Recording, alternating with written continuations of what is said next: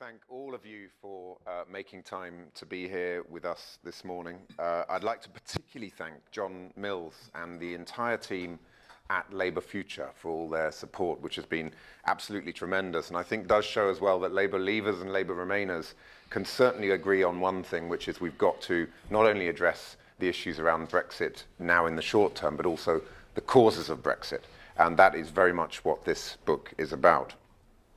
I'd also like to thank all of our brilliant chapter authors. I think you don't have all of them here today, but you've got a flavour of the amazing team I think we assembled with such a broad range of expertise and experience. One thing I think, even though we've all got different stories to tell, we are absolutely united in our belief in the need for a project of national renewal that needs to be designed and led by a whole nation Labour Party. So even though we're coming from different wings of the party, we are united in that view. Back in the dim and distant mists of late 2015, a few months after I became an MP, I published a pamphlet called A New Nation, Building a United Kingdom of Purpose, Patriotism and Resilience. I think about 10 people read it, including my mum, and a guy called Joe Jervis. So Joe got in touch, and we had one of the most interesting conversations that I've ever had about politics. It wasn't that we agreed on everything, because that's clearly never happened in the history of the Labour Party. But we did agree on a hell of a lot. We agreed that the Labour Party had fundamentally failed to reinvent itself since 1997. We agreed that the politics of the Liberal centre, which dominated the 97 to 2010 period, had failed to protect our communities from the whirlwind of globalisation that had ripped through our towns. We agreed that conspiracy theory-driven worldview of the hard left, which has been on the rise since 2015, is anathema to the realism and pragmatism that prevails on the doorsteps of the vast majority. We agreed that the true purpose of the Labour Party is to build a whole nation politics that is based on radical Keynesian economics and a patriotic worldview that is expressed through a strong sense of shared citizenship. And then we agreed to write a book. Well, here we are 2.5 years later, and Joe is still just about talking to me. Spirit of Britain and Purpose of Labour is our attempt to describe the dangerously polarised state of Britain as we see it in 2018, to set out the causes of the deep divisions that are holding us back, and to outline how we believe that the Labour Party must change if it is to heal the wounds and reunite our polarised country. And there can be no doubt that our country is more polarised than we have seen it at any time since the Second World War. Young versus old, city versus town, graduate versus non-graduate. These are the fault lines upon which our nation precariously stands. And these fault lines have created what we call a values chasm. On one side of the values chasm, we have the cosmopolitan tribe, typically university-educated, urban, highly mobile and confident in the modern globalized world.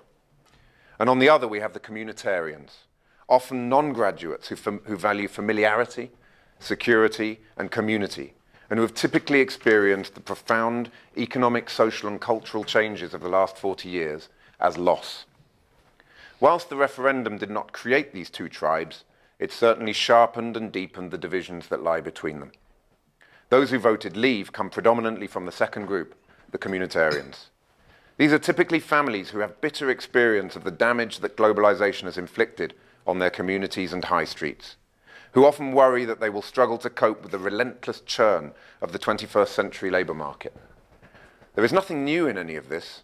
The plight of communitarian communities has been plain to see for decades. I'm MP for Aberavon in South Wales, home to the Port Talbot Steelworks. The people of Port Talbot therefore know better than most about the importance of frictionless trade in industrial goods with the EU, but they still voted for Brexit. And I'll tell you why. Because for decades they've watched the heart being ripped out of our manufacturing industries, and with it the fabric and identities of the towns and communities that have grown up around those industries. Because whenever the people of those towns and communities spoke out, they were largely ignored by mainstream politicians, who seemed to be intent only on promoting their own cosmopolitan values and interests, who told them that nothing could be done about their jobs moving abroad because globalization is an unstoppable force of nature. and because whenever they raised concerns about the impact of immigration on their communities, they were told they were bigots or racists. Now let's be clear. These are proud, resilient people. They're not looking for special treatment or for anyone's charity. What they are looking for is a level playing field, an opportunity to compete without having one hand tied behind their backs. For decades, they watched helplessly as investment, wealth, resources and talent were sucked out of the industrial heartlands of Wales, the Midlands and the North, and into London and the South East, out of manufacturing and into financial services. And they rightly wondered why successive governments stood by and allowed that to happen. Labour achieved some great things, from the minimum wage to Sure Start to peace in Northern Ireland. But defeatism in the face of what globalisation was doing to local communities took the party away from one of our core objectives, to help those who are most insecure to succeed in the modern world. Then, so much of the good work that had been done by successive Labour governments was undone by the Conservatives from 2010 onwards. On their watch, social mobility has gone backwards, poverty has increased, and austerity continues to cripple our public services. Now, many of you, like me, will feel that this has nothing to do with the European Union. The UK's economic model was not broken by Brussels. It was broken by Westminster. And you'd be absolutely right. We actually need more international cooperation if we're to take on the ruthless supranational corporates whose tax dodging and monopolistic behaviour are the unacceptable face of globalisation. And Germany's membership of the EU has never stopped it from having an active industrial strategy and a balanced growth model. But having been largely ignored by mainstream politicians for so long, and in the absence of a compelling alternative political vision, millions of British voters saw the 2016 referendum as an unmissable opportunity to vent their anger and frustration against the establishment. The communitarian backlash that drove the Leave vote in 2016 was further entrenched by the 2017 general election. Our success in June 2017 was in the most part due to our ability to win over all the groups who tend to include high numbers of cosmopolitans. 49% of graduates backed us, as did every age group under 50. And it was, of course, a huge cause for celebration that we won in cosmopolitan hotspots such as Kensington and Canterbury. But we struggled amongst those who left school at 16, the over 50s, and lost to the Tories in seats such as Mansfield and Middlesbrough in our communitarian heartlands. In the face of this polarisation, the challenge for Labour politicians is now twofold. First, we must help to secure a Brexit deal that can reunite our deeply divided nation. And second, we must see the Brexit vote and the 2017 general election as a wake-up call, an opportunity to return to the first principles of our core purpose as a party, and to shape a plan for the common good on that basis. It is this second challenge which forms the primary focus of our book, but clearly the two are intrinsically linked. Because if this Parliament gets Brexit wrong, and we suffer a severe economic contraction as a consequence, then it is clear that our best laid plans for government will rapidly become undeliverable. For the best part of 2 years now, I've been arguing that an EEA-based Brexit is the only viable option for the following reasons. Firstly, it would reflect the mandate the referendum produced. A narrow victory for Leave is a mandate to leave the political framework of the EU whilst remaining in the economic one. Secondly, it would help us to address the concerns about free movement of labour that drove so many to vote Leave, as Articles 112 and 113 of the EEA Agreement enable the unilateral suspension and reform of any one of the 4 freedoms that underpin the single market. Thirdly, the UK would have an influential voice in the shaping of EU regulations, directives and policies through the well-established institutional structures of the EEA. Fourthly, and perhaps most compellingly given the utterly shambolic and incompetent manner in which this government is conducting the negotiations, is that the EEA actually exists. It was created in 1993, and it's a model that governments and businesses throughout the EU have come to understand and value. With the risk of a catastrophic no-deal Brexit now looming larger than ever, it's high time that both the government and opposition face up to the reality and commit to the only form of Brexit that has a serious chance of being able to heal the wounds, break the impasse, and reunite our deeply divided country. But as I say, this book looks beyond Brexit and at how the Labour Party can continue to deliver as the greatest force for good in the history of British politics. And we still remain the most powerful vehicle for change that our country has. Only Labour can bridge the divides, fix our economy, and restore the spirit of Britain. I've already mentioned how we're losing touch with the very people that we were founded to represent. But this isn't just about winning elections. It is Labour's moral duty to understand and represent the values and interests of communitarians, who are so often the most exposed to the winds of change and to the sharp end of the job market. In our book, we set out the 6 seismic shifts that Labour must make if we're to be what we describe as a whole-nation party once again. First, we must recognise and make clear that common bonds are just as important as diversity. Second, we must be the party of social responsibilities, just as we are the party of individual rights.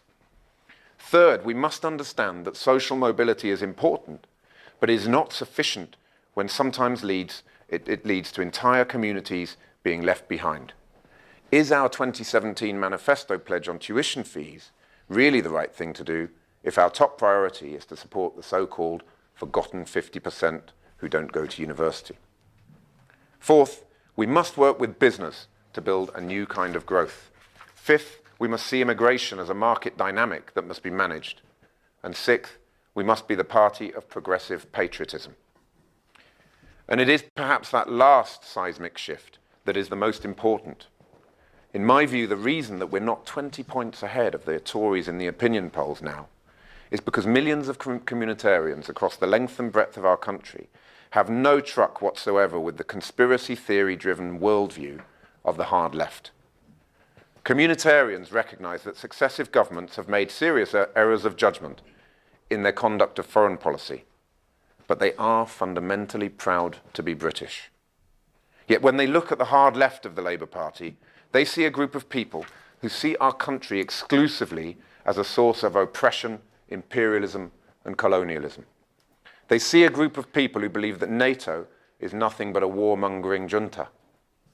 A group of people who believe that Washington, Tel Aviv, and Brussels are the root of all evil, and that the global economy is run by a shady cabal of Jewish financiers. A group of people who subscribe to the my enemy's enemy is my friend school of thought, which leads them to support any regime that challenges the West, regardless of that regime's values, motives, or actions. Communitarians are outraged by the hard left's foot-dragging reluctance to condemn Russia for the Salisbury attacks, and by an apparent tendency to give greater credence to the propaganda of Russia today than they do to the intelligence-gathering capabilities of our own security services. In short, communitarians have come to the conclusion that the hard left of the Labour Party doesn't actually believe in Britain. If that continues to be the case, and if a consensus emerges that the hard left's worldview has become the prevailing worldview of the Labour Party as a whole, then it will never be possible for us to become a whole-nation party, and we will never win another general election. Instead, we'll simply become a Marmite, love us or hate us party, wildly popular amongst that narrow section of the population that subscribe to these ultra-left dogmas, and irrelevant to just about everyone else. Ladies and gentlemen, Britain is not only polarised, it is also paralysed. Our entire political system has fought itself to a standstill over Brexit. The government is in disarray, and Parliament is stuck in stalemate. And this is because polarisation always leads to paralysis. The more tribal our country, the more fractured our politics, and the more frozen our democracy becomes. The central aim of this book is therefore to make a contribution to the debate about how Labour can break the impasse by healing the divides and reuniting our communities, by rediscovering the spirit of Britain. Week in and week out in my Aberavon constituency, I meet with public sector workers who are powering on in the face of Tory austerity. I speak to older people doing their best to navigate an underfunded care system. Every time I visit the Port Talbot Steelworks, I see a workforce resilient in the face of the winds of globalisation and the onward march of technology. At schools and colleges, I meet young women and men preparing themselves for a life of precarious jobs and spiralling costs. and I see proud people rooted in their communities and in their values, 100% committed to doing the very best they can for themselves and for their families. Tough and resilient, yes, but also warm and generous to a fault. And with people like that, the sky is the limit. But for far too long, communities like Aberavon across the length and breadth of our country have been competing with one hand tied behind their backs. They've been let down and they've been ignored. Well, this has to stop. It's time for Labour to restore the spirit of Britain by unlocking the huge potential of our people. I hope this book will make a small but meaningful contribution to making that happen, and I hope you enjoy reading it. Thank you.